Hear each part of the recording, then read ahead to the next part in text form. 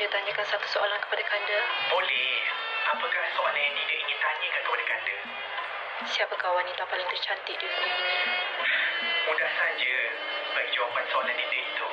Sudah tentulah Dinda wanita yang paling cantik di dunia ini. Kanda pasti berbohong kepada Dinda. Tidak. Kanda tak pernah berkata bohong kepada Dinda. Adakah Kanda benar-benar cintakan Dinda? Ya, sudah tentu. Kanda amat sayang dan cinta kepada Dinda. Abang, Nur minta maaf abang. Nur tahu abang jadi macam ni sebab Nur kokoh. Cukuplah, Nur. Abang tak nak dengar alasan lagi. Abang dah bosan. Jangan terus hukum Nur macam ni abang. Nur boleh mati kalau abang tak ada. Tapi Nur yang buat abang mati dulu. Nur minta maaf abang. Cukup, jangan pegang-pegang. Kalau kau dengar nasihat aku dari dulu lagi, kandungan ni takkan gugur. Penjarakan fizikal pun satu hal jugalah daripada kita. Sebab tu kita tak bagi untuk dekat-dekat kan. Okey, assalamualaikum semua. Selamat pagi. Kita kembali bersama kami di Malaysia hari ini. Sedikit teaser daripada kami pada pagi ini bersempena dengan topik dan juga isu akan kami bawakan. Betul kan? Mengenai industri kreatif. Apa khabar Ustaz Adam? Assalamualaikum. Apa khabar Nur? Waalaikumsalam. Okey, untuk yang tidak tahu, Marsila juga tadi sedikit klip daripada drama Nur. Adegan di dalam Nur 1 ya, Mar? Ya, betul. Dan mungkin yang tak sedar, Marsila juga berada di dalam drama tersebut. Sebenarnya watak apa, Mar? Saya watak masa tu jadi sebagai moderator saja. Sebenarnya saya bidang terjun masa tu. Okey. Saya berada di set. Watak yang sepatutnya melakonkan watak sebagai moderator tu tidak dapat melakonkan watak tersebut dan jadi saya pun jadilah bidang terjun tu yang saya ada tu. Oh, secara impromptu lah. Ya. Okey. Sebab awak ada pengalaman berlakon, macam mana lakonan saya tadi? Oh. tak boleh pergi ya? Tak boleh lah. Boleh lah. Kita kerja kat sini je lah ni. Kalau tak slot Akasia kita punya tau. Okey, baik. Okey, kita bersama di Malaysia hari ini pada pagi ini, edisi 24 Jun 2021 dan kita harapkan agar anda semua masih kekal bersama dengan kami. Sedikit kami bawakan kerana pada pagi ini kita ingin bawakan juga topik berkaitan dengan industri kreatif, kelangsungan mereka dan tahap survival ketika Perintah Kawalan Pergerakan, terutamanya era pandemik COVID-19 ini. Betul, kerana kita tahu ketika ini industri kreatif sedikit dikatakan bakal lumpuh kan, bila mana ada penggambaran yang terpaksa dihentikan disebabkan pelaksanaan PKP penuh ketika ini kan. Bukan sahaja ketika PKP penuh ini, tetapi PKP 1.0 lagi, industri kreatif sudah menunjukkan tanda-tanda bahawa ialah banyak rungutan yang diterima daripada penggiat industri seni sendiri bila mana pendapatan mereka terutamanya terjejaskan berikutan pelaksanaan ini dan kita nak dapatkan sendirilah pandangan daripada mereka yang terlibat dalam industri ini. Bagaimana PKP penuh ini memberikan kesan kepada kelangsungan hidup mereka. Dia bukan hanya sekadar kepada nyanyian, lakonan, kepada pentas drama dan sebagainya, tapi juga membabitkan mereka yang berada di belakang tabir. Mungkin itu ramai yang terlepas pandang kan. Betul. Apabila kita melakukan suatu produksi perfilman, drama, nyanyian, persembahan, ramai di belakang tabir itu yang terlibat, daripada mereka yang memberikan sokongan, juga kepada pakaian sekalipun. Betul. Bahas secara realitinya, kalau kami di sini pun ketika kan kita kena buat kerja, ada penggambaran yang perlu dilakukan, buat story lah kan bila kita ceritakan ni. Kita juga terpaksa mengikuti arahan yang telah pun garis panduan yang telah ditetapkan oleh MKN, hanya dibenarkan dalam premis yang diluluskan oleh FINAS sahaja, premis yang terkawal. Tidak boleh melakukan penggambaran secara seperti sedia kala yang dahululah. Betul, kalau sebelum ini kan kita mungkin boleh berada di mana-mana lokasi sahaja, tetapi sekarang hanya lokasi-lokasi tertentu sahaja yang dibenarkan sahaja untuk kita melakukan penggambaran dan tenaga kerja juga pastinya sedikit kekurangan. Kalau sebelum ini tiada had untuk tenaga kerja, tetapi setelah pelaksanaan PKP kan untuk menjaga SOP dan sebagainya, untuk mengelakkan penularan dan sebagainya, maka tenaga kerja itu dikurangkan dan ini pastinya memberikan kesan secara tidak langsung pada mereka yang terlibat. Diminimalkanlah tenaga kerja tersebut. Ada juga yang perlu melakukan ujian swab test terlebih dahulu secara berkala dalam memastikan suasana penggambaran tersebut berlaku dalam keadaan yang terjamin, terkawal dan selamat. Itu yang paling penting dan ini akan menjadi topik perbincangan kita pada pagi ini dan banyak sekali juga perkongsian-perkongsian lain akan kami bawakan, terutamanya di dalam era pandemik COVID-19 inilah. Okey, dan kita nak kongsikan berkaitan dengan kelangsungan industri kreatif terlebih dahulu. Selepas ini kita bawakan dua individu yang terlibat secara langsung, yang terkesan saya percaya. Tapi kita saksikan terlebih dahulu bingkisan ini berkaitan dengan kelangsungan industri kreatif. Hampir setiap hari, negara Malaysia masih bergelut memerangi pandemik COVID-19. menerusi pelaksanaan Pelan Pemulihan Negara. Merangkumi 4 fasa yang dijangka berakhir pada Disember depan, turut memberi tamparan hebat kepada warga industri kreatif tanah air. Aktiviti industri kreatif yang terhenti serta-merta sedikit sebanyak mengganggu tempoh perjalanan seni sesetengah pihak dan banyak aktiviti berkaitan belum dibenarkan beroperasi sepenuhnya.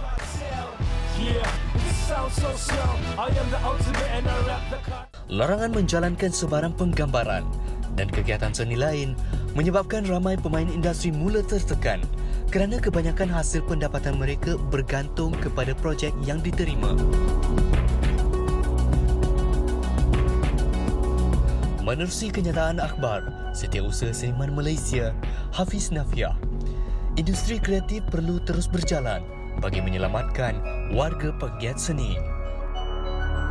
Namun beliau tetap berterima kasih atas inisiatif kerajaan memberikan dana kepada industri kreatif bagi merancakkan ekonomi. Pastinya saat getir ini membuatkan ramai pihak perlu akur dengan tindakan kerajaan dalam membendung wabak COVID-19 ini. Betul, dalam membendung pandemik COVID-19 ini kan beberapa perkara perlu kita terpaksa lalui dan korbankan. Sebagai contohnya sekaranglah yang tengah kita bincangkan mengenai industri kreatif. Kita tahu bahawa industri kreatif ini bukan dalam kategori essential. Betul. Jadinya mereka terpaksalah dihentikan seketika operasi dan pengambaran dan sebagainya. Untuk itu kita ada jurulatih tarian dan juga pelakon bersama kita pada pagi ini secara panggilan video sahaja, iaitu Shazlan Mak Adnan, seorang jurulatih tarian, dan Sharifah Sahora, seorang pelakon bersama kita. Assalamualaikum, selamat pagi. Kalau kita boleh tampilkan mereka sekarang. Assalamualaikum, selamat pagi kedua-duanya. Selamat pagi. Ya. Apa khabar? Waalaikumsalam, selamat pagi. Ya, terima kasih kerana sudi bersama kami. Mungkin perbincangan kita pada pagi ini, Kak Syaura dan Azlan, Shazlan, berkaitan dengan industri kreatif. Mungkin boleh mulakan terlebih dahulu realitinya. Berapa banyak penggambaran terpaksa ditangguhkan? Berapa banyak job yang terpaksa ditangguhkan disebabkan oleh PKP dan pandemik COVID-19 ini? Okey, kalau penggambaran saya rasa hampir, kalau di luar outdoor saya rasa hampir 100%. Okey. Maknanya 100% tidak bergerak langsung sehingga hari ini kecuali di studio lah. Contohnya macam hari ini saya pun dapat keluar TV melalui studio saja kan. Kalau di luar memang 100% tiada langsung. Okey, kalau macam Syahura sendiri, ada tak mana-mana penggambaran yang sekarang ni Syahura terlibat tetapi terpaksa ditangguhkan penggambarannya disebabkan pelaksanaan PKP penuh ni? Itu ialah yang sekarang berlaku adalah production saya sendiri. Saya sedang menjalani 20 episod untuk TV9 dan tepat pada 10 episod kami habis, 10 episod lagi kami tak dapat nak selesaikan. Dan sehingga kini masih menunggu tarikh yang dibolehkan untuk bekerja lah. Ya. Shazlan, mungkin dari sudut tarian ini ramai yang agak terlepas pandang juga. Kalau boleh kongsikan realitinya, bagaimana lumpuhnya industri tarian juga, salah satu cabang daripada bidang kreatif ini? Ya, kalau nak ikutkan sama aja dengan industri seni yang lain. Kami yang paling teruklah menerima kekangan ni, because sebab bila ditutup, tarian ni di dalam level yang paling bawah sekali. Yang mana setiap upacara, setiap program yang dilakukan memerlukan penari. Jadi memang seperti kata Kak Sharifah tadi, memang tiada apa-apa, kosong. Ni tak ada boleh buat apa, tiada apa yang kita boleh lakukan untuk mendapatkan rezeki daripada persembahan tarian lah. Jadi Shazlan sendiri sebagai individu yang terlibat sebagai jurulatih tarian yang terlibat dengan dan terjejas dengan pelaksanaan PKP penuh ni kan Shazlan kan. Jadi bagaimana antara mungkin inisiatif yang Shazlan ambil sendiri dalam menjana pendapatan? Yalah, kita tahu sekarang ni kan bila pelaksanaan PKP tidak dapat pekerjaan, pastinya tidak dapat pendapatan. Jadi bagaimana, apa inisiatif yang Shazlan sendiri ambil? Okey, kebanyakan inisiatif yang kita orang lakukan ialah daripada penggiat-penggiat tarian. Kita melakukan persembahan daripada dalam talian lah. Seperti yang kita dapat lihat, pengaruh dalam talian ni telah menular semenjak daripada first PKP lagi. So kita telah melakukan kelas dalam talian, kelas tarian dalam talian, persembahan tarian dalam talian, semua telah kita lakukan. Cuma dia feel dia tu, rasa dia kurang lah. Ya, kita berhadapan dengan skrin telefon ataupun gadget dan sebagainya, tapi kita memerlukan penonton dalam memberikan energi, dalam memberikan sesuatu persembahan. So So itu je lah. Kita mengambil langkah, membuat persembahan dan menjalankan latihan-latihan tarian dan juga pengajaran dalam talian. Itu inisiatif yang memang terpaksa kita berpindah lah. Syahora, melihat kepada inisiatif ini, adakah lakonan juga boleh menggunakan taktik yang sama dalam talian? Bagaimana menyesuaikan diri dengan keadaan PKP sekarang ini? Saya rasa kalau nak berlakon tu, berlakon main-main boleh lah. Tapi untuk pergi ke serius untuk secara online tidak ada lah. Tak boleh berlaku. Jadi melainkan kami hanya mendapat, kami kalau nak lepaskan Gian tu berlakon lah dengan TikTok ke. Dengan apa. Tapi untuk berlakon secara tak boleh lah. Kelangsungan dia adalah ni lah. Kelangsungan dia hanya menunggu green light je. Jadinya kalau Syahura katakan berlakon secara dalam talian tu tak boleh, adakah bermakna bahawa macam sekarang ni ada nyanyian secara dalam talian, kelas vokal dan sebagainya kan? Adakah kelas lakonan juga boleh diadakan secara dalam talian? Mungkin kan sebagai tenaga pengajar boleh menjana pendapatan daripada situ dan juga sesiapa yang nak belajar boleh terus belajar secara dalam talian. Itu berlaku. Ramai juga antara pelakon-pelakon yang buat kelas lakonan, tapi tak semua boleh layak atau layak untuk mengadakan kelas. Hanya orang tertentu sajalah. Okey, baik. Kita nak tanya realiti. Kami hanya itulah melainkan kerja-kerja sampingan yang artis boleh buat secara online, review produk atau perkara-perkara yang lain lah yang boleh menjana pendapatan atau menjual produk. Itu saja. Dan dia sangat berbeza dengan kebiasaan dilakukanlah. Sazlan, kita nak tanya realiti. Sejak PKP 1 sehinggalah sekarang ni, Sazlan, berapa nilai kehilangan yang ditampung tu, kalau boleh dikongsikan secara kasarnya? Secara kasarnya 90%. 90% daripada income kita tu telah ditahanlah.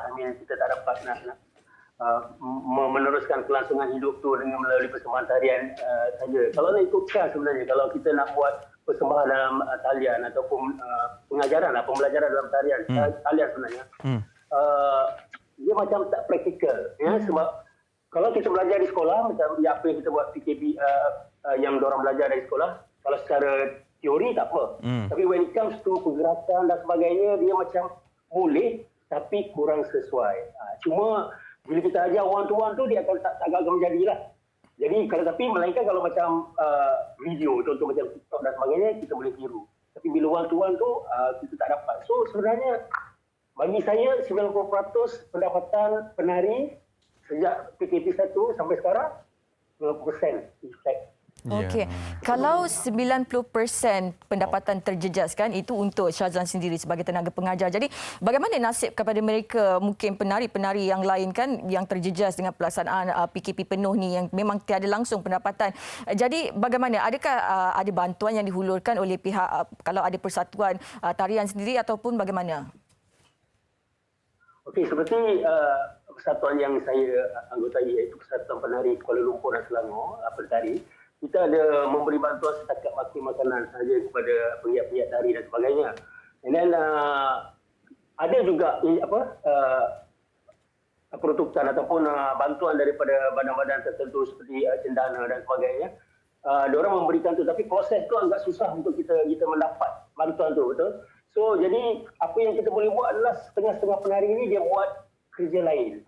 Contoh delivery, kerja part time di tempat-tempat tertentu, kedai makan dan sebagainya, tempat-tempat yang boleh dibuka dan bekerja.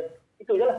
Kalau nak kata kita menggunakan kepakaran kita dalam menari untuk mencari pendapatan pada masa ini, susah sekali. Tak semua, macam Kak Sharifah cakap tadi, tak semua yang ada kelayakan untuk mengajar. Tapi ini respon daripada publik juga untuk belajar dalam tarian dalam talian ni taklah besar, Dan even badan-badan tertentu pun tak galakkan kita untuk promotkan bahawa ajarlah dalam talian.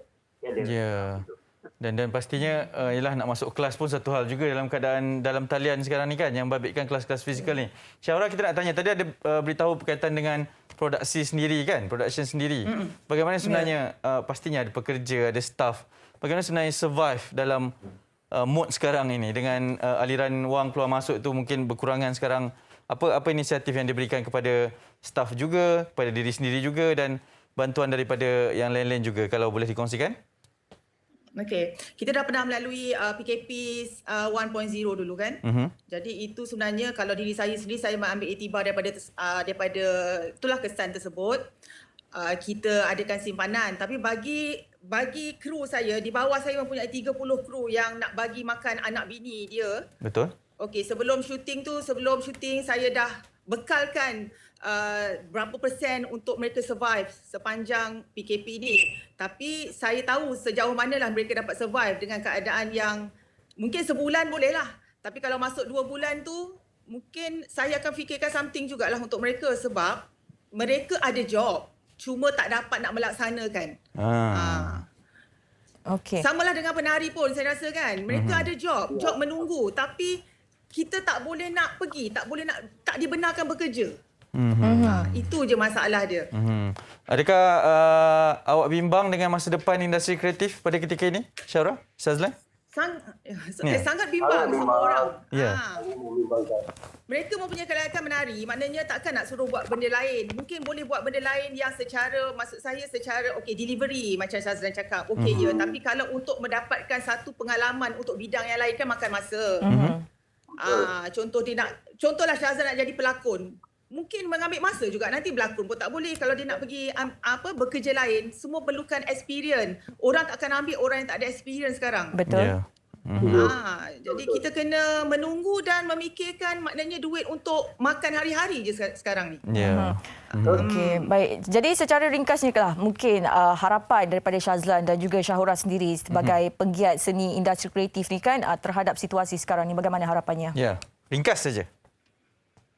Okey, saya harap badan-badan tertentu terutama kerajaan memberikan galakan atau sokongan yang sepenuhnya kepada penari misalnya untuk macam mana diorang memberikan galakan orang budak-budak belajar di sekolah, belajar dalam talian, sama juga seni ini diberikan galakan untuk mengajar dalam talian secara pesat macam mana sekolah-sekolah biasa. Kedua, dilepaskan sedikit untuk aktiviti seni dan budaya membuat persembahan dalam talian iaitu dalam lingkungan yang SOP yang ketat dan sebagainya. So harap dapat dipertimbangkan pasal itulah. Ya, insya-Allah. Syahra? Okey, kalau selama ni kita buat swab test kan, swab test sebelum pergi ke syuting. Okey, why not sekarang ni bagi kami vaksin, bagi kami atau perlu pun beli vaksin untuk kami berikan kepada kru-kru kami dan mereka dibenarkan bekerja. Ya. Kalau swab test bukan hanya nanti mereka terdedah juga dengan penyakit kan, tapi kalau vaksin ni mungkin dia boleh mencegah penyakit tu. Betul. Setuju? Pada saya kan. Tak apa, bayar pun tak apa. Tapi at least kami semua dapat bekerja. Ya, dilindungi terlebih dahululah untuk keluar dengan pekerjaan. Terima kasih kedua-duanya. Kita harapkan agar industri kita sama-sama jugalah ni dapat bersama-sama terus survive dalam era yang penuh mencabar ni. Terima kasih Syahra dan Shazlan. Assalamualaikum. Salam. Ya, itu dia kedua-dua individu kuat dalam bidang masing-masing, cabang yang berbeza sedikit tapi dalam satu bumbung yang samalah, seorang tarian dan seorang pelakon. Bagaimana luahan mereka terhadap situasi yang terjadi ketika ini kan, dan harapan sendiri daripada warga industri seni kreatif sendiri bagaimana supaya segalanya dipermudahkan kan? Ya, saya setujulah dengan mempercepatkan vaksin itu juga kepada mereka yang terlibat supaya kita berasa lebih selamat di kalangan kita. Okey, sekarang kita nak kongsikan ini berkaitan dengan lawatan kebajikan Menteri Kanan Pertahanan ke atas veteran ATM dengan nombor yang ada ni lah 1060450 yang awal ni lah Prebet Suria bin Muhammad Hassan bersara. Jadi ini lawatan kita nak saksikan berkaitan dengan bingkisan ini. Jom. Pada baru-baru ini, sebuah kisah keluarga pesara tentera yang tinggal di bawah jejantas Jalan Lok Yu 6 telah menjadi tular. Berikutan hal tersebut, ia mendapat perhatian daripada orang ramai.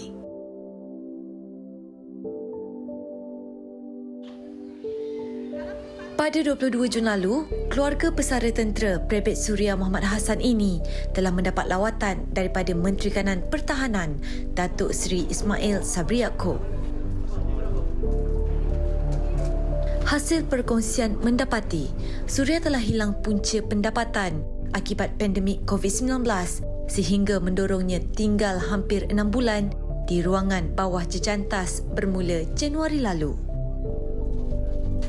Bagaimanapun, menerusi perbincangan, Datuk Seri Ismail Sabri Yaakob bersama Menteri Wilayah Persekutuan Tan Sri Anwar Musa, urusan perpindahan rumah buat keluarga 7 beranak ini akan disegerakan.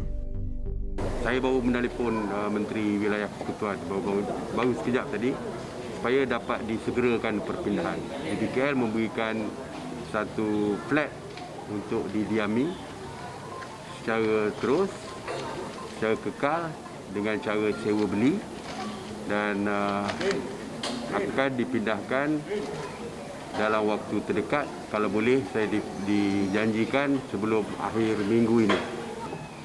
Sebab kita memilih Bandar Tun Razak sebab berdekatan dengan tempat dia menjalankan perniagaan. Selain itu, Jabatan Hal Ehwal Veteran JHEV Angkatan Tentera Malaysia juga akan memberikan bantuan sara hidup RM300 sebulan bermula bulan ini dan ia tambahan kepada bantuan one-off oleh kerajaan yang diterimanya sebelum ini sebagai veteran dan penerima pingat jasa Malaysia.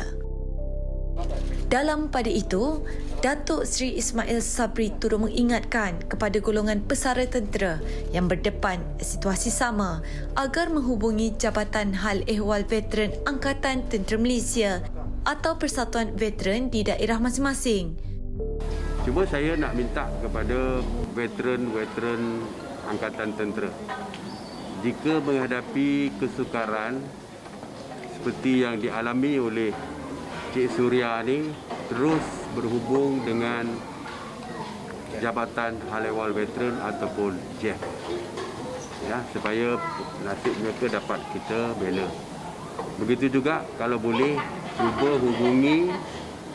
hubungi Persatuan Veteran di daerah masing-masing.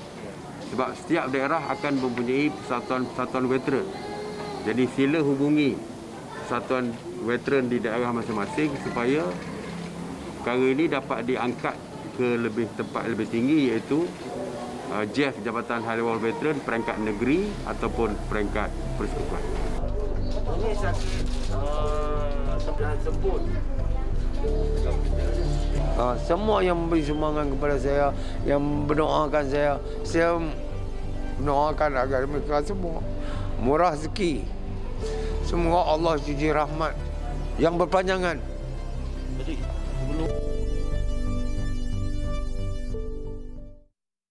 Bila bangun tidur aja, kebas kaki. Bangun tidur aja, kebas tangan. Perut cepat sangat sembelit. Itu tanda-tanda awal kandungan kolesterol banyak dalam tubuh badan anda. Assalamualaikum warahmatullahi wabarakatuh. Saya Pak Su Samsul Gaugau. Hari ini Pak Su nak kongsi produk kesihatan Natcoles untuk mengawal kolesterol dalam tubuh badan anda. Kolesterol ni ada dua. Satu kolesterol baik, satu lagi kolesterol jahat. Okey, kolesterol yang baik ini membantu diri kita, tetapi kolesterol yang jahat ini yang akan membuatkan kita sakit, terutamanya serangan jantung. Bagaimana cara kita nak mengawal kolesterol ini? Caranya ialah kita minum secara istiqamah ataupun konsisten minuman kesihatan Natcoles ini. 10 ke 15 ml pagi dan juga malam, dan insya-Allah ianya dapat memberi kesan kepada anda. Selain dari kolesterol, minuman kesihatan Natcoles ini juga dapat mengawal gula dalam darah serta boleh membuang angin dalam tubuh badan kita. Pak Su, ya, apa kandungan yang ada dalam minuman kesihatan Natcoles ni? Ada 5 bahan istimewa. Madu, cuka apple, bawang putih, halia dan juga lemon. Ianya semua mengandungi organik ataupun bahan-bahan organik. Bagaimana nak dapatkan minuman kesihatan Natcoles ini? Anda boleh hubungi nombor telefon yang tertera di bawah ataupun anda boleh follow IG dan juga FB Natcoles HQ. Okey, hari ini Pak Su nak promosi kepada anda 2 botol Natcoles ini. Anda akan cuma membayar harga RM100 sahaja. Penghantaran percuma. Apa lagi? Kami berikan kepada anda lotion yang berharga RM30 ini kepada anda. Call sekarang ataupun hubungi sekarang untuk menjaga kesihatan anda. Jangan lupa istiqamah dengan Natcoles. Okey, kembali bersama kami dan pastinya sekarang kita nak kongsikan kepada anda seperti biasa hari-hari. Betul. Adalah membabitkan berkaitan COVID-19 juga untuk kita kongsikan statistiknya, kes sembuh, kes baharu, Dan ianya pasti sesuatu yang membimbangkanlah apabila melihat kepada kes kematian kan. Kan kerana kita melihat saban hari kes-kes positif COVID-19 ni ada turun naiknya dan semalam kes yang dicatatkan adalah sebanyak 5,244 kes positif dan diikuti. Kalau kita lihat kan kes baru yang menjadikan secara keseluruhanlah jumlah kes dah lebih daripada 0.5 juta kes sekarang ni. 711,006 kes positif. Ya, dan jumlah kes aktif tu membimbangkan 60,816. Maksudnya kes ini masih lagi berada dalam kalangan kita dan ini pecahan mengikut negeri masing-masing. Selangor masih lagi tinggi dengan 2,000 kes semalam. Juga di Negeri Sembilan 677 kes. Kuala Lumpur juga tinggi 531, Sarawak 577 dan lain-lain juga mencatatkan kenaikan. Manakala ada 24 kluster baharu juga dilaporkan. Saya nak kongsi sebab semalam saya ada terbaca satu perkongsian membabitkan kes yang tidak disedari ni Marsila. Dan varian COVID baharu ni dia menyerang pada, mungkin boleh menyerang pada kita juga, terkena jangkitan dan tiba-tiba rebah dan disahkan meninggal dunia di tempat kejadian serta-merta dan kemudian baru disahkan positif. Maksudnya dia tak tahu pun dia positif, dia sihat dan dia datang serangan secara tiba-tiba. Dan itu yang dilaporkan. Itu yang apabila kalau kita lihat statistik kematian tu, kes yang bukan di hospital, maksudnya dibawa ke hospital, disahkan positif meninggal dunia kerana COVID dan serangan yang secara tiba-tiba. Itu sangat berbahaya, jadi kita perlu sentiasa peka sebab ada satu cadangan lah daripada pakar kesihatan mengatakan bahawa kita perlu sentiasa memeriksa kadar oksigen di dalam badan kita. Jadi boleh beli alatan yang boleh ukur dan kita lihat tu. Dan kita boleh tahu juga sama ada kita ni ada kemungkinan ataupun tidaklah. Itu perlu berjaga-jaga. Sebagai langkah berjaga-jaga ni. Tapi yang paling penting sekali sebenarnya kan, selain daripada kita mengambil langkah jaga-jaga seperti itu, apa yang paling penting sekali adalah kita sentiasa mematuhi segala SOP kan. Kerana kita tahu kita masih lagi belum menang menentang virus COVID-19 ni. Nanti walaupun semua orang sudah divaksin, tapi kita tidak boleh mengabaikan segala SOP. Kerana kita perlu ingat virus ini berada di mana-mana sahaja. Masih lagi. Kita masih berjuang. Okay, kita nak berhenti seketika. Masih lagi akan bersama kami di Malaysia. Selepas ni banyak perkongsian. Antaranya ada berkat roti ban RM1. Betul kan? Anda tahu apa perinciannya? Terus bersama kami di Malaysia hari ini.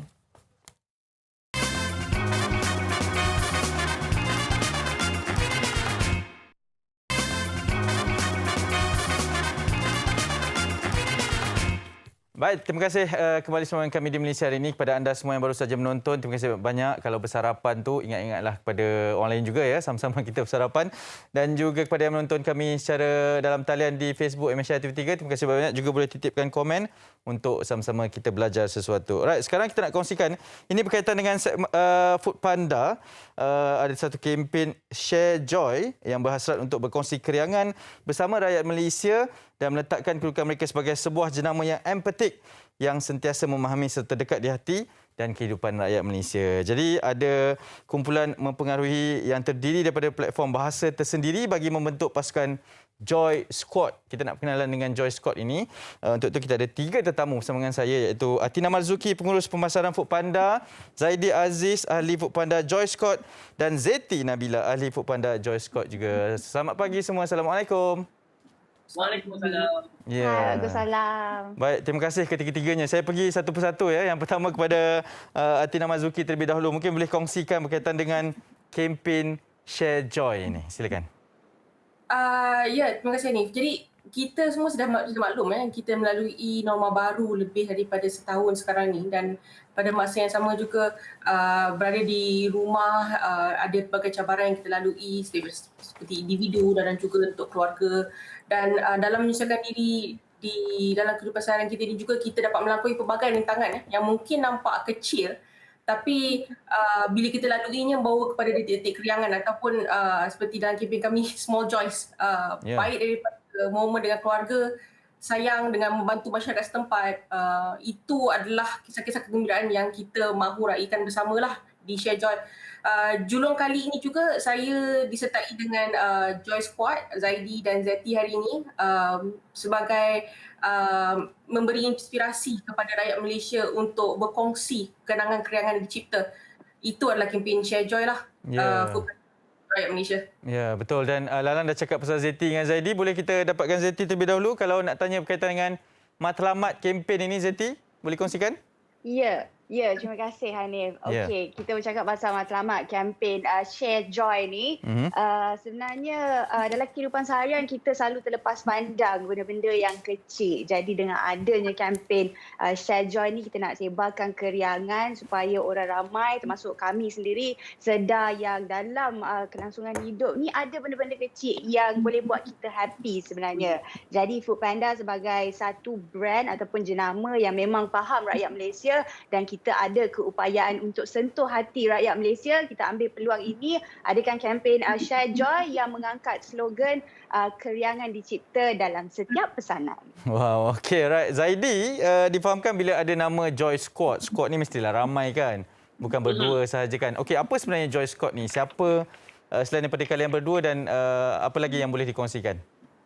Okey, sebenarnya Joy Squad ni kami sebenarnya terdiri daripada 9 individu yang dikumpulkan oleh Foodpanda untuk menghantar dan berkongsi orang kata small joys tu, keriangan kepada rakyat Malaysia. So anggota Joy Squad ni orang panggil pempengaruh komuniti ataupun kita kenal sebagai influencer komuniti lah, yang mana kita message untuk berkongsi keriangan kepada followers lah, pengikut mereka di platform macam kami, Channel Jati di Instagram dan sebagainya.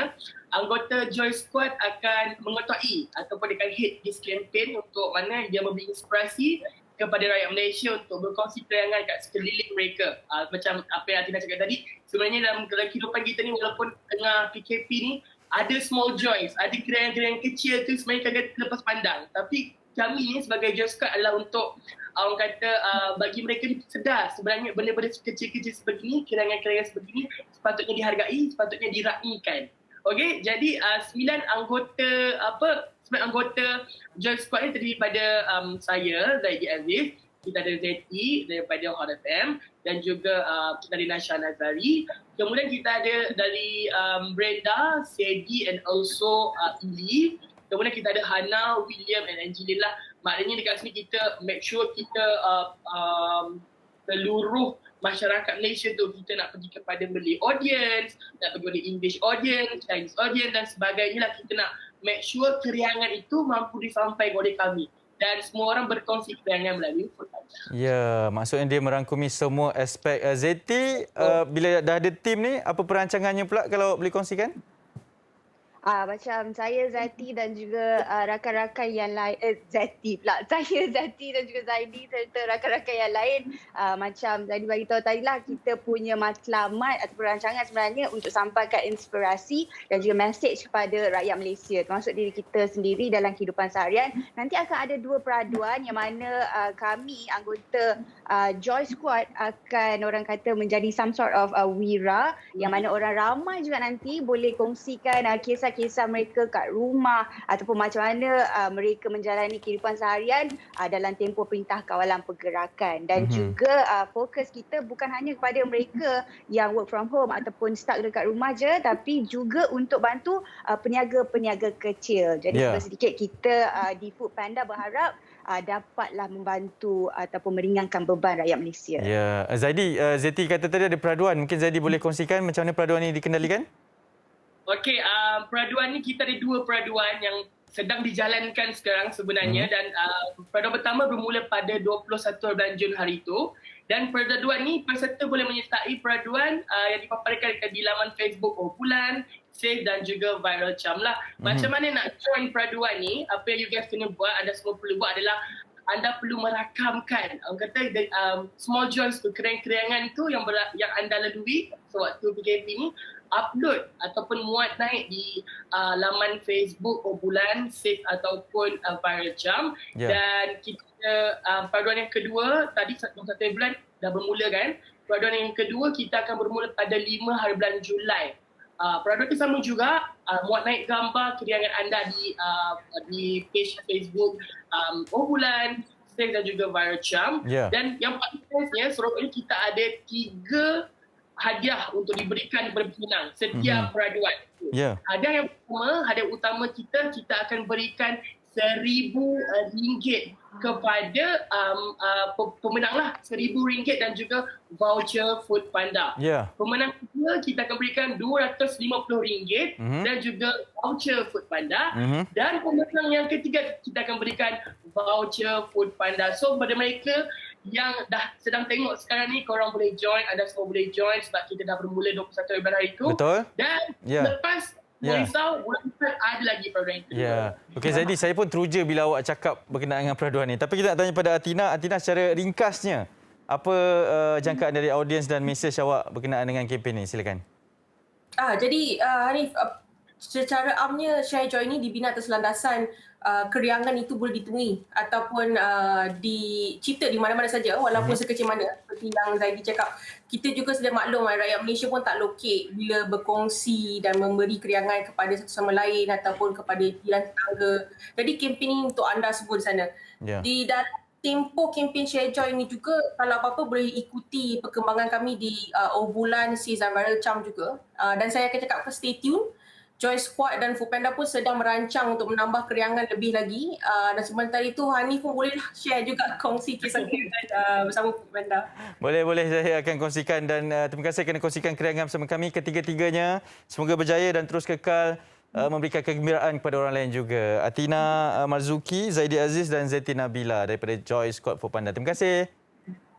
Thank you. Okey, baik. Itu dia ketiga-tiganya. Dan sekarang ini kami ingin kongsikan berkaitan dengan satu pesanan berkenaan dengan kempen ini. Jom kita dengarkan. Hai guys, saya Zaidi Aziz, Foodpanda Joy Squad member, nak ajak korang untuk join Foodpanda Contest untuk menangi RM1,000 cash dan macam-macam lagi hadiah menarik. Foodpanda, kenangan tercipta dengan setiap pesanan. Hai, saya Zati. Saya salah seorang ahli untuk Foodpanda Joy Squad. Nak ingatkan korang untuk sertai kontes yang ada sebab ada macam-macam hadiah yang korang boleh menang, okay? Foodpanda, kenangan dicipta dengan setiap pesanan. Okey, baik. Itu dia keriangan bersama Foodpanda. Okey, baik. Sekarang saya nak kongsikan pula kepada anda mengenai roti ban. Selalunya kalau kita dengar roti ban kan macam-macam flavor yang kita terfikirkan dan harganya juga yang ditawarkan berbeza-beza. Tapi apa yang istimewanya sekarang yang saya nak kongsikan kepada anda mengenai seorang peniaga ini yang telah menjalankan perniagaan roti ban daripada PKP 1.0, 2.0 sehinggalah PKP penuh ini dilaksanakan, masih lagi beliau menjalankan perniagaan roti ban ni. Anip, suka makan roti ban tak? Sangat. Setiap petang waktu zaman sekolah dulu kan, sekolah petang kan, sebelum nak keluar tu memang ada satu waktu yang saya akan tunggu orang datang jual roti depan rumah tu. Oh, yang naik kereta motor tu lah? Dengan motor tu. Tet-tet tu kan. Okay. Kita akan beli roti untuk bawa ke sekolah pada waktu petang. Jadi itu antara pengalaman dan akan kita ingat sampai bila-bila lah. Kan, dan sebenarnya saya pasti roti ban ni memang banyak peminatnya yang tersendiri kan. Okey, dan alang-alang kita bercakap mengenai roti ban ini, kita nak bersama terus dengan seorang peniaga roti ban iaitu Encik Rizwan Jamal yang sudah bersedia di panggilan video sekarang ni. Assalamualaikum. Waalaikumsalam warahmatullahi wabarakatuh. Apa khabar, selamat pagi? Pagi. Alhamdulillah sihat. Okey, baik Encik Rizwan. Sebelum saya nak tanya lebih lanjut mengenai roti ban yang Encik Rizwan jual ni kan, kita nak tahulah serba sedikit secara ringkas je lah bagaimana Encik Rizwan bekerja di syarikat swasta sebelum ini tetapi akhirnya mengambil keputusan untuk berhenti bekerja dan menjalankan perniagaan menjual roti ban. Mungkin Encik Rizwan boleh ceritakan serba sedikit kepada kami semua? Okey, waktu mula-mula dulu, ini buat benda ni secara sambilan saja, berjual.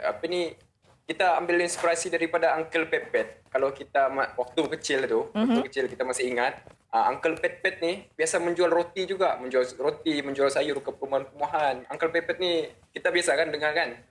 Uncle Pepet ni. Okey, macam begitu juga. Jadi kita ambil inspirasi untuk berjual roti di belakang bonet. Ni kali kita berjual dekat belakang bonet lah.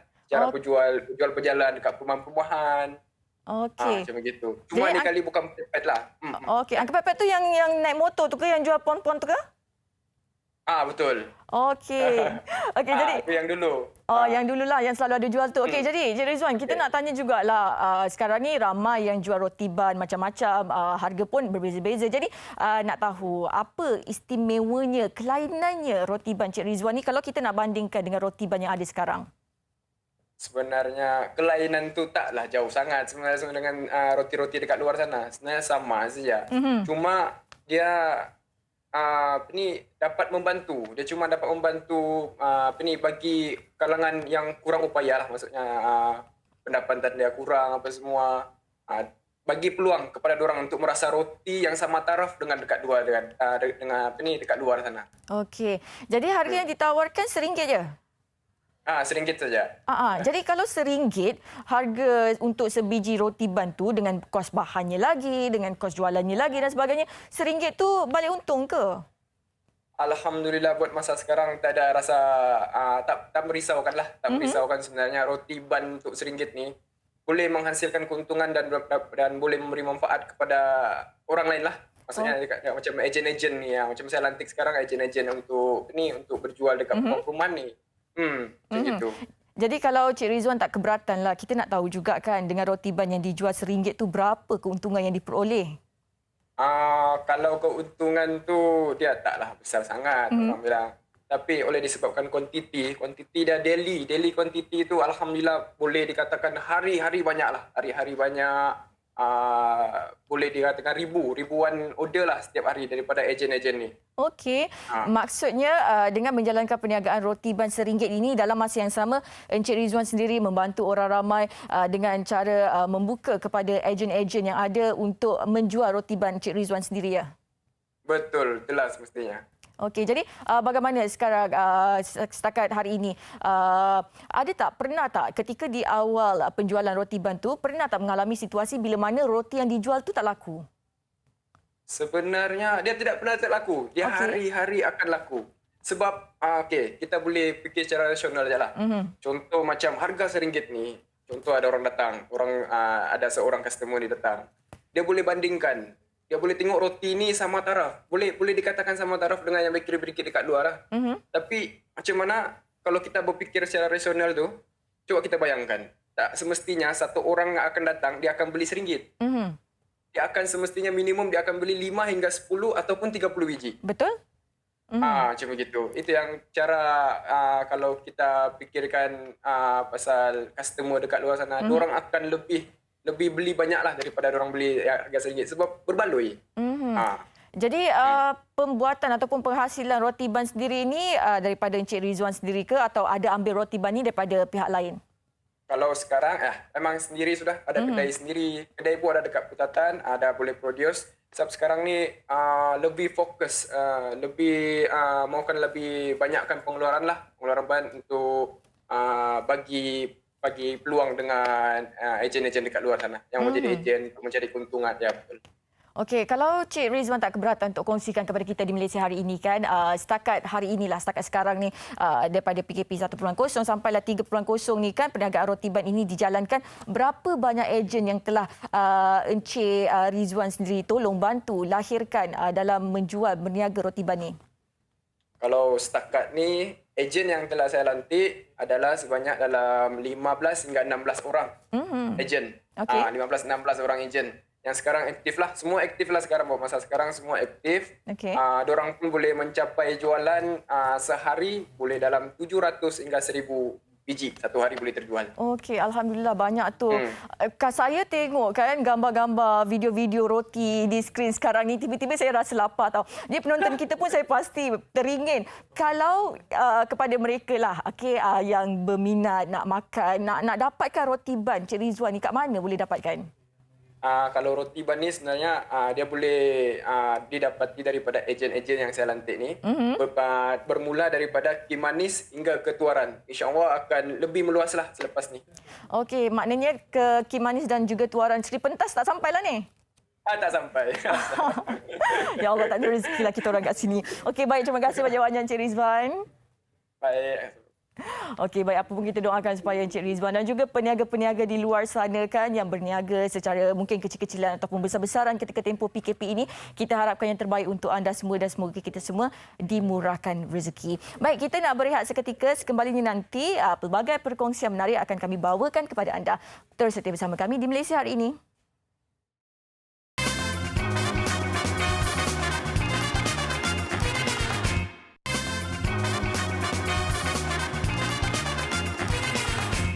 Kembali dalam Malaysia hari ini. Terima kasih kepada anda yang masih lagi setia bersama kami seawal jam 8 pagi tadi. Dan kalau anda tidak boleh menonton kami secara langsung di Kaca TV, anda masih boleh menonton kami di live Facebook MHI TV3.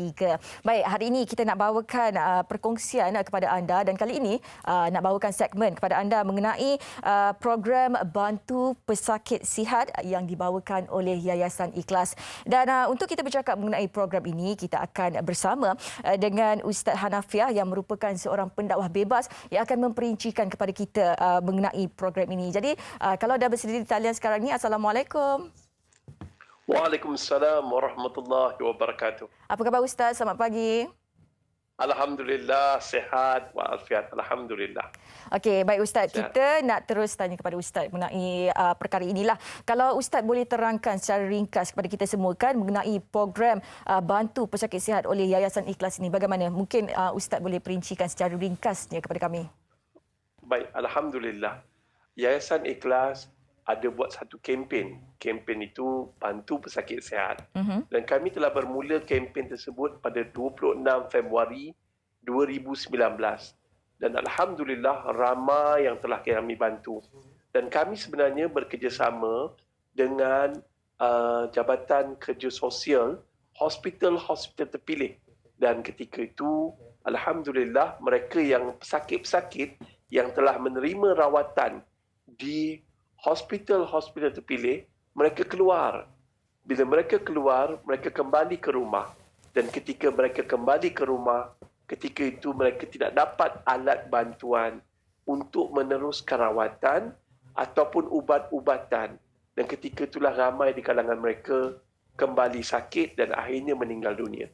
Atas kesedaran inilah kami bekerjasama dengan hospital terpilih yang menerusi Jabatan Kerja Sosial yang memberi senarai nama untuk mereka dibantu.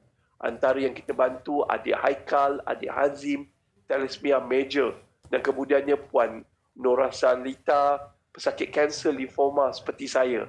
Dan kemudian pesakit stroke, kita bagi ramailah.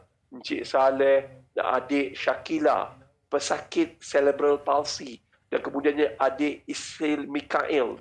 Dan kemudiannya ramai tuan-tuan, ramai sangat. Kami bantu dari sudut kursi roda. Kursi roda ada kursi roda yang khas, ada kursi roda yang biasa. Kami juga membantu dari sudut katil, kelengkapan alat bantuan pernafasan dan juga kami bantu dari sudut katil tilam yang khas. Ada pesakit-pesakit ni terlantar lebih daripada 10 tahun, 20 tahun. Mereka memerlukan tilam yang khas. Kenapa kami melakukan projek kempen Bantu Pesakit Sihat ini? Sebab saya pernah diuji Allah dengan kanser. Dan kemudiannya melalui kanser tersebut, saya hilang sumber pendapatan. Bayangkan ayah kepada 9 orang anak macam saya, hilang sumber pendapatan. Bagaimana saya nak meneruskan kehidupan? Bayangkan tuan, saya ada 2 orang anak yang telah meninggal dunia. Saya pernah jaga anak saya di hospital. Bukan senang. Kalau kita ada 1 orang dan keluarga kita ada seorang yang sakit, bukan mudah untuk berhadapan menjaga orang sakit ni. Betul. Berulang-alik ke hospital menyebabkan kos. Dan kita juga mempunyai banyak masalah. Dan akhirnya ketika saya menjaga anak saya yang kelima di hospital selama lebih kurang sebulan, saya dibuang kerja ketika itu. Dan saya dah hilang sumber pendapatan. Dan akhirnya cukup sebulan lebih, anak saya diambil oleh Allah Ta'ala. Sudahlah jatuh, ditimpa tangga. Masya Allah. Itulah, kita Ustaz. kena bantu mereka ni. Betul, perlu membantu kan mereka yang memerlukan ni. Baik Ustaz, kalau Ustaz boleh kongsikan kepada kita semua kan mengenai berapa jumlah dana yang terkumpul setakat ini dan berapa banyak sebenarnya dana yang diperlukan lagi dan kepada mereka yang berminat untuk menyumbang kepada program ini, bagaimana caranya Ustaz? Kami cuba mengumpul dana sebanyak 5 juta ringgit. Dan yang agak menyedihkan, kami hanya baru dapat lebih kurang RM1,995. Dan mereka nak tahu jumlah yang tuan-tuan sumbang ini, tuan-tuan dapat resit pengecualian cukai. Boleh tolak cukai. Dan kemudiannya tuan-tuan boleh masuk ke laman web Yayasan Ikhlas dan type Bantu Pesakit Sihat. InsyaAllah tuan-tuan boleh dapat gambar-gambar dan aktiviti kami dan berapa jumlah orang yang kami bantu. Tuan-tuan boleh dapat lah. Dan kemudiannya tuan-tuan dan puan-puan, kat situ ada nombor akaun. Tuan-tuan boleh snap dekat sini, nombor akaun yang ada dan nombor telefon yang telah tertera. Snap dan hubungilah dengan segera.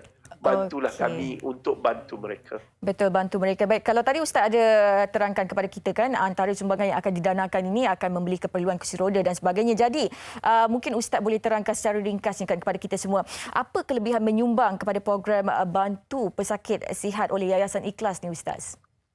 Kalau nak cerita kelebihan, bila kita bantu seseorang yang berada dalam keadaan kesusahan, Allah akan bantu kita di dunia dan akhirat apabila kita berhadapan dengan kesusahan.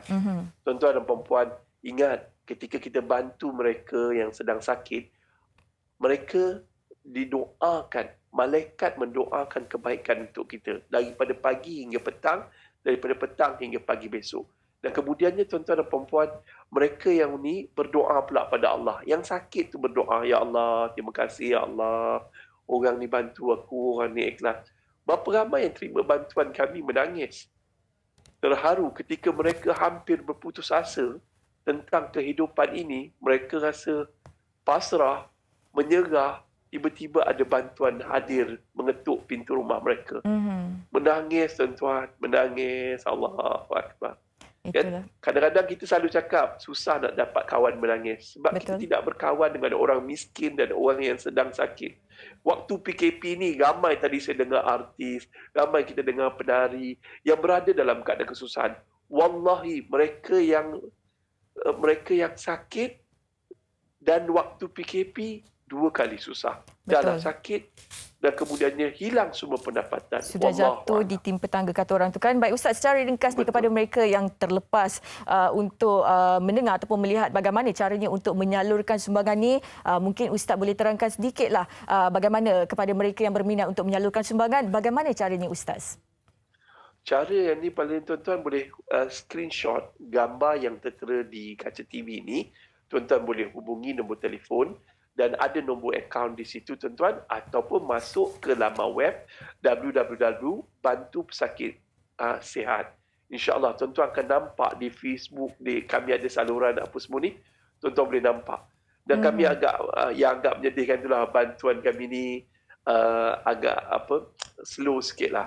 Kami target 5 juta hanya dapat 1,900,000 lebih. Dan tuan-tuan boleh masuk ke nombor akaun Maybank Yayasan Ikhlas 5628636235 ataupun hubungi nombor telefon yang tertera. Wallahualam. Okey, baik Ustaz, kita harapkan selepas penonton kita kan mendengar ataupun melihat perkara ini, diharapkan ramai-ramai menderma untuk kita sama-sama dapat mencapai target 5 juta yang diharapkan itu. Baik, terima kasih banyak-banyak Ustaz kerana sudi bersama kami di Malaysia hari ini. Sama-sama. Baik, kepada anda boleh menyalurkan sumbangan di akaun nombor yang tertera tadi. Sama-samalah kita menyumbang, bukan nilai sebenarnya yang menjadi ukuran tetapi keikhlasan kita dalam memberi sumbangan kepada mereka yang memerlukan.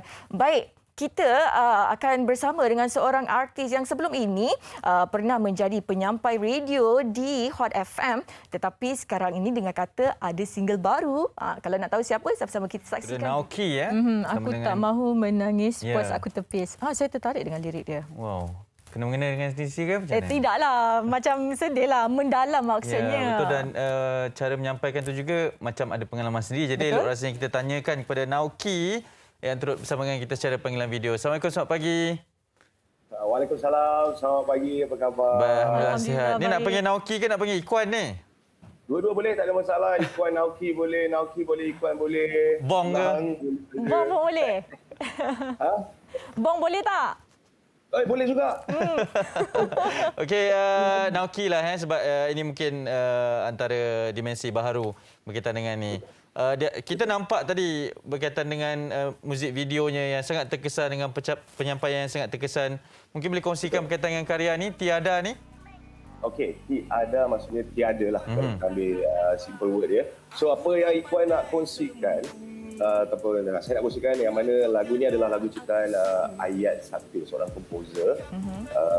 Dan yang pasti beliau sebenarnya di penghujung 2019 sebenarnya dia terkesan. Bukan saya rasa dia saja, saya rasa beberapa pejuang industri dekat Malaysia ni pun terkesan dengan kehilangan beberapa pemuzik tanah air waktu itu. Antaranya arwah Kelly sendiri. Jadi komposer saya ni, Ayat Sakti ni merupakan sahabat kepada saudara ataupun arwah Kelly ni sendiri. Jadi dekat sini apa yang nak dikongsikan, lagu ini sebenarnya dah dicipta lama. Tetapi tiada penyanyi lagi waktu itu.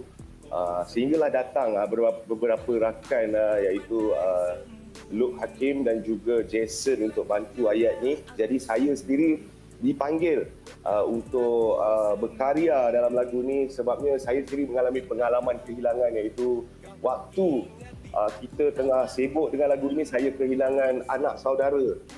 Saya yang mana anak saudara saya sendiri pun sebenarnya terlibat untuk menjayakan lagu daripada Ayat Sakti. Okey, saya kira sesuatu macam ada kisah sedih di sebalik lagu Tiada ni kan. Jadi ketika menyampaikan lagu Tiada ni kan, melalui proses recording dan sebagainya untuk lagu Tiada ni, bagaimana membawa emosi itu? Okey, saya sebenarnya apa yang saya bayangkan waktu itu, apa yang saya dengar, sebabnya lirik itu ditulis oleh saudara Ayat, lirik komposer saya dan juga saya selaku penulis lirik lagu ini.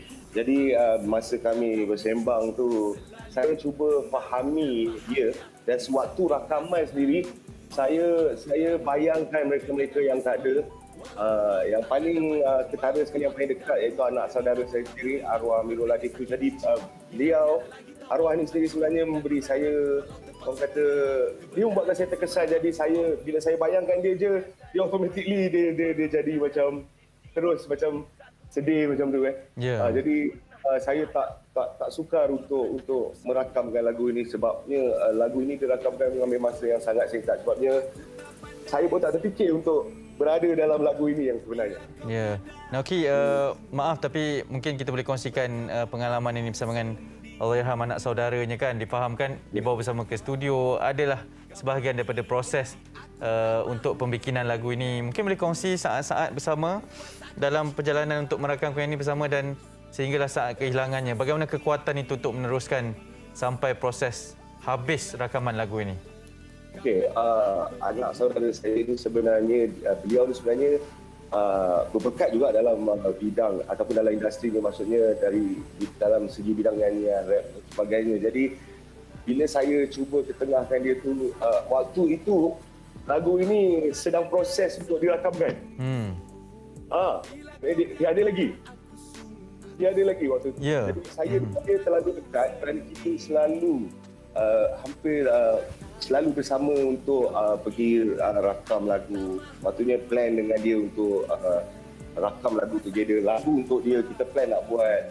Tapi lagu ni siap je kebetulan kita kehilangan dia kan. Jadi saya rasa macam dia satu impak yang besar, sebabnya bukan saja anak saudara saya ni dia rapat dengan saya, tetapi arwah saudara, anak saudara saya ni, Amirul Latif ni, beliau ni rapat dengan semua adik-adik saya dan juga saudara mara saya, semua rakan-rakan dia kan. Maknanya kehilangan dia satu impak yang sangat besar pada rakan-rakan dan juga saya sendiri. Jadi benda ni saya boleh kongsikan sedikit. Nak teruskan tu sebenarnya tak mudah, tetapi bila membayangkan ini adalah satu memori untuk saya, untuk Ayat Sakti sendiri dalam kehidupan kami, dalam journey life kami. Jadi saya rasa kita kena teruskan jugalah untuk merakamkan. Setuju. Pastinya kehilangan yang memberikan impak besar dan dalam masa sama menghasilkan lagu ini, dan lagu ini pastinya membawa 1001 makna dalam hidup Noki sendiri kan. Jadi saya pasti ramai yang di luar sana kan yang kehilangan masih lagi terasa terawang-awangan. Jadi bagaimana kalau Noki boleh berikan sedikit secara ringkas kan, macam mana mendapatkan kekuatan ataupun semangat ketika kehilangan insan tersayang tu? Jadi sebenarnya benda ni simple je. Saya rasa kehilangan ni, siapa-siapa pun akan rasa sedih bila menerima kehilangan ni. Jadi apa yang perlu kita tanamkan dalam diri kita sebenarnya, macam beberapa orang ataupun beberapa manusia yang lain yang bagi tahu dengan kita, mungkin kita pernah terdengar kata-kata dengan mereka macam kehidupan kita perlu diteruskan. Kerana apa yang berlaku dalam ini adalah kehendak dia. Jadi bukanlah kata saya ni orang yang alim dan sebagainya, tapi apa yang saya boleh kongsikan, kita sebagai manusia kita kena terima walaupun berat, tapi tak orang kata suatu ujian yang Tuhan beri pada kita tu orang kata kita tak boleh ataupun tak mampu untuk hadapi. InsyaAllah apa yang Tuhan beri pada kita tu, kebesarannya juga itu tahu kita mampu untuk hadapi dia. InsyaAllah, saya doakan you all semua kalau kata mengalami kehilangan tak kisahlah. Adik-beradik, keluarga dan sebagainya. Yang penting kita kena reda kerana dengan reda kita tu sendiri sebenarnya ini memudahkan orang kata arwah tu sendiri sebenarnya. Ya, betul. Jadi, Betul. back to basic balik untuk study balik. Jadi benda macam ni penting dalam kehidupan kita. Ya, okey, pasti dalam setiap kehilangan pasti ada sesuatu perkara baru yang kita temui kan. Okey, terima kasih banyak. Kita harapkan semoga berjaya. Nanti kita akan kongsikan untuk mana-mana platform untuk didengarlah dengan karya terbaru Tiada ni ya. Terima kasih sebabnya kami pun tak ada lagi proses marketing untuk lagu tu. Kami pilih je sebab kami dedikasikan lagu tu untuk rakan-rakan kami dan lagu tu memang penuh bermakna buat kami lah. Itu je kami nak kongsi dan ini juga hadiah saya yang dah lama tak keluar untuk semua yang mungkin dah lama tak dengar saya. Betul. Betul. Dari Ikhwan jadi Naoki. Jadi terima kasih banyak. Kita jumpa nanti insya-Allah. Thank you very much. Jangan lupa saya promote sikit dengan wanitaforyou.fm. Assalamualaikum. Itu dia Naoki bersama dengan kita untuk berkongsi karya terbaru Tiadanya tadi ya. Boleh cari lagu Tiada di mana-mana platform digital yang ada sekarang kan. Boleh buka YouTube ke untuk dengarkan sendiri lagu Tiada ni. Ya, kita nak berhenti seketika selepas ni perkongsian berkaitan dengan bola sepak. Jangan ke mana, teruskan bersama kami di MSI.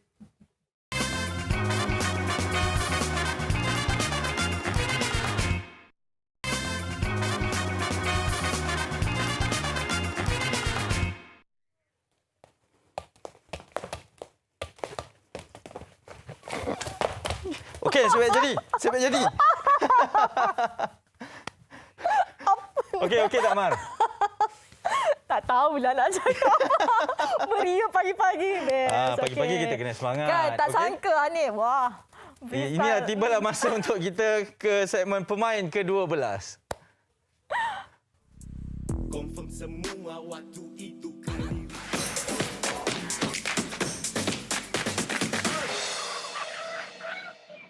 Okey. Kita nak bawakan sekarang kan demam bola. Itulah sekarang kan Euro 2020. Euro sebelum ni kita ada bola sepak kelayakan Piala Dunia untuk Malaysia. Sekarang Euro. Jadi sikit-sikitlah teasernya sebab kita nak bawakan seorang tetamu yang istimewa juga. Dah bersedia dah ni. Yelah kan, kalau macam sekarang kan sebabkan musim bola sepak kan, kita nak bawakan kepada anda mengenai pemain ke-12. Kalau orang tertanya apa itu pemain ke-12, pemain ke-12 tu macam saya lah, penyokong, penonton. Kita lah kan. Macam awak juga lah kan. Cuma awak gelak sangat tadi ni.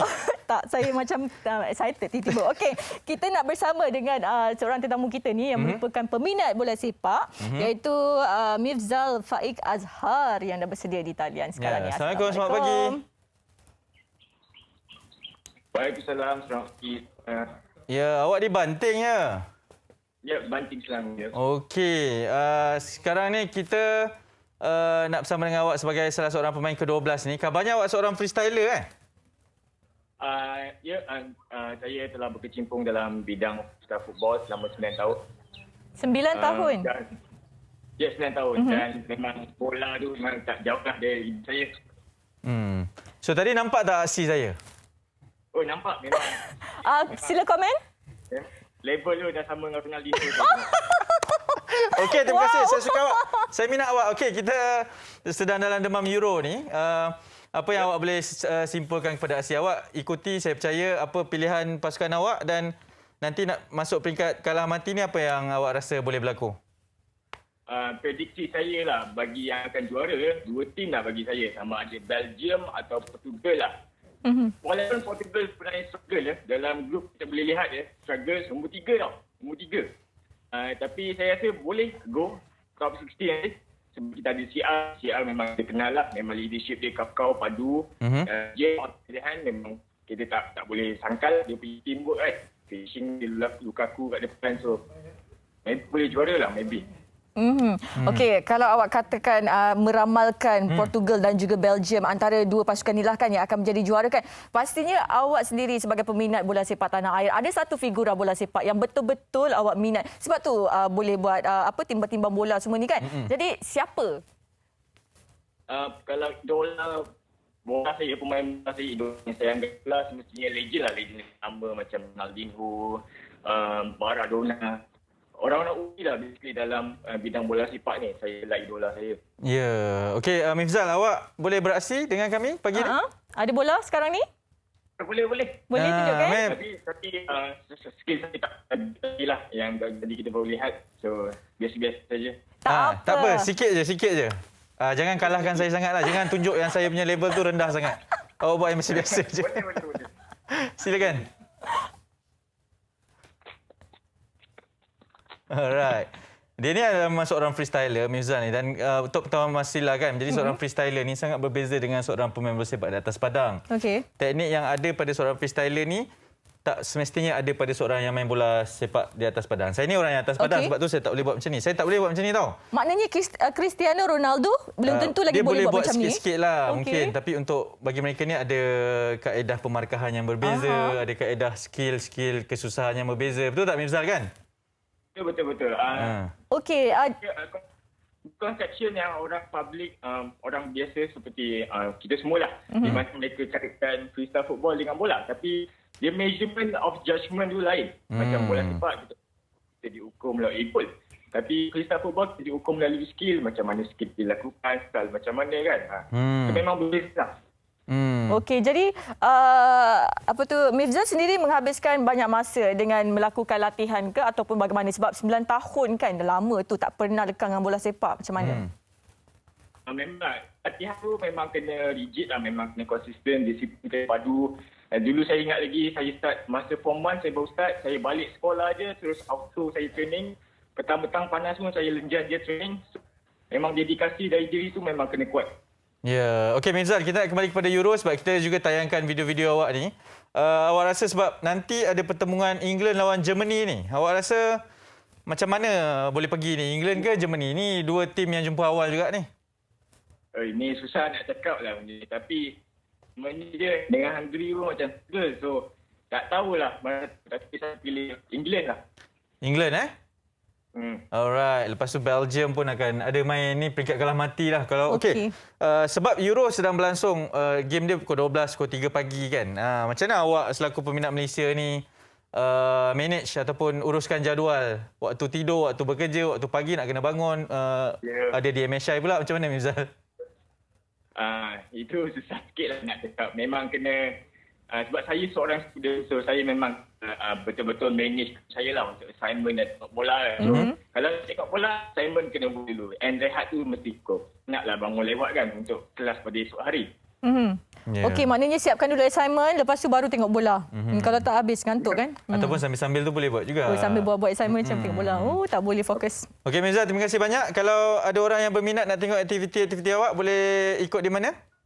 Kalau orang berminat nak ikuti aktiviti saya, boleh follow saya di Instagram.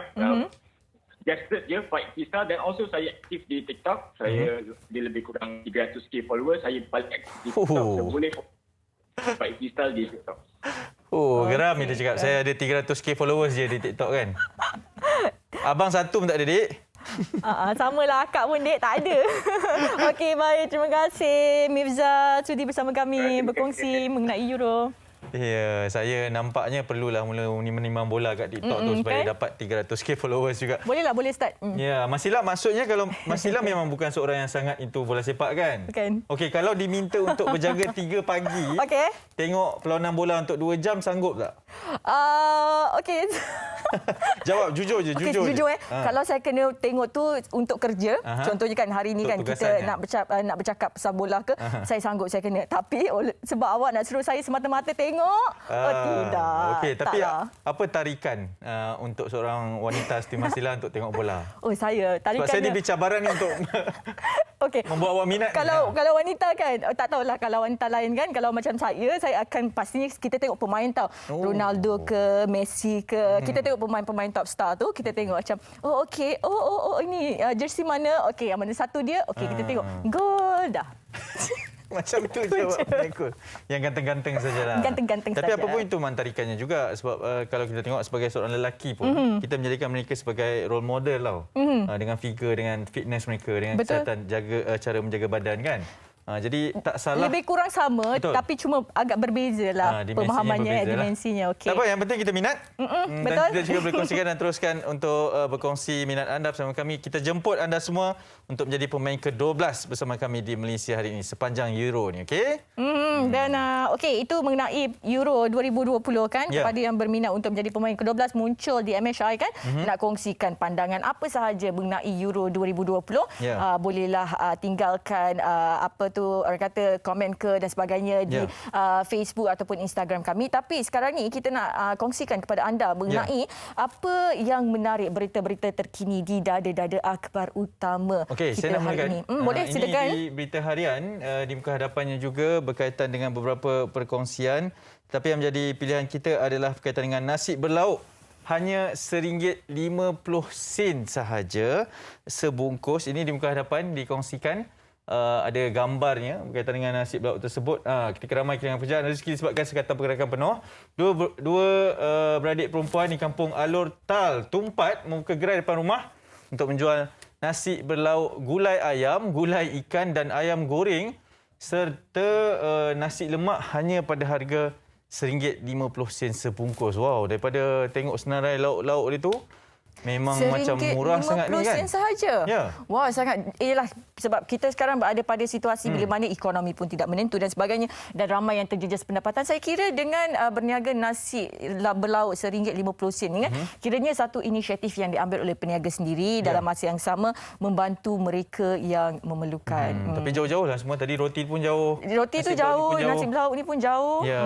Okey, dan seterusnya di NST kita nak kongsikan juga ni di muka hadapannya memang dipaparkan berkaitan dengan vaksin inequity. Antara laporan yang baru-baru ini di sidang media oleh Yang Berhormat Khairi Jamaluddin, Menteri Penyelaras Program Vaksin, mengatakan bahawa kekurangan vaksin di negara rantau Asia Tenggara terutamanya adalah disebabkan oleh negara-negara Eropah ini membolot sebahagian besar vaksin. Dinafikan, tetapi ada juga perkabaran dan juga makluman dan tidak balas berkaitan dengan perkara ini menunjukkan memang benar ada monopoli vaksin. Itulah menyebabkan program vaksin kita sedikit perlahan, walaupun masih berjalan dengan baik sebenarnya bagi saya secara peribadi, tetapi sedikit perlahan kerana faktor kekurangan vaksin. Dan banyak PPV juga yang boleh dibuka kan? Betul, macam semalam juga dibuka PPV Mega di Stadium Nasional Bukit Jalil kan. Bila PPV Mega itu dibuka, pastinya ia mempercepatkan lagi proses vaksinasi kerana kita tahu ramai lagi yang masih belum divaksinkan. Dengan adanya dan pembukaan PPV seperti itu, pertambahan PPV dapat lagi mempercepatkan proses vaksinasi sekaligus mencapai imuniti kelompok di Malaysia ini. Baik, dan seterusnya kita nak kongsikan di Harian Metro ini mengenai pesona emas celup. Kita melihatkan bahawa kan ada sindiket yang menjual emas celup ini kan, emas secara tiruan ni, dan ramai jugalah yang dah terpedaya disebabkan perkara ini. Kerana kalau kita melihat pun berdasarkan situasi ini, kita melihat bahawa kedai pajak gadai juga antara tempat yang sering menjadi mangsa penipuan sindiket emas tiruan ini, sebab ramai yang tertarik dengan tawaran harga yang begitu rendah sekali, terutamanya ketika tempoh waktu-waktu sekarang kan, apabila emas ditawarkan pada harga yang cukup murah sekali, pastinya kita sangat-sangat berminat untuk membeli tanpa kita sedar sebenarnya ada sindiket di belakangnya yang cuba memperdayakan kita. Dan lebih jahat kalau laporan di dalam Harian Metro tadi mengatakan bahawa besi sahaja disadur dengan emas dan kemudian dijual dengan harga emas tulen. Jadi itu memang sangat jahat. Betul, dalam tempoh PKP ni banyak tawaran dan banyak sekali pembelian dalam talian, jadi kita perlu berhati-hati. Berhati-hati dan paling penting sekali sebelum melakukan apa-apa sahaja pembelian, kita semak dulu kesahihannya. Betul ataupun tidak kan. Jangan kita mudah membuta tuli membeli tanpa kita takutlah nanti kita terjebak dengan penipuan dan sebagainya. Baik, itu di Harian Metro. Pastikan anda dapatkan berita harian NST dan juga Harian Metro untuk pelbagai lagi perincian perkembangan berita. Dan kalau nak tahu lagi berita lebih lanjut, boleh tonton Buletin Pagi sebentar lagi. Okey, wow. Bukan awak baca ya? Bukan saya baca, tak sempat ke sana. Yang penting masihlah malam ni jangan berjaga tengok bola sebab tak ada bola malam ni. Kita akan bersambung pada hujung minggu nanti untuk peringkat kalah mati. Terima kasih kerana bersama dengan kami di Malaysia hari ini sepanjang siaran 1 jam 30 minit ini. Saya Nimison dan juga Marsila. Kita jumpa lagi esok menarik juga di MHI dan juga pelbagai lagi perkongsian. Okey? Jaga diri. Assalamualaikum.